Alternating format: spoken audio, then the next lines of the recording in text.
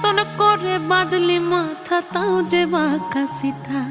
মেদিনীপুরে রায়না চিরন বাঁকুড়ার ওই ফিতা, আরে যতন করে বাঁধলি মাথা তাও যে বাঁকা সিথা।